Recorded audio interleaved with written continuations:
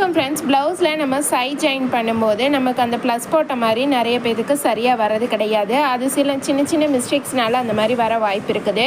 நீங்கள் இந்த மாதிரி வந்து தைச்சி வச்சதுக்கப்புறமேலே இதை வந்து நீங்கள் அப்படியே பார்த்துக்கோங்க.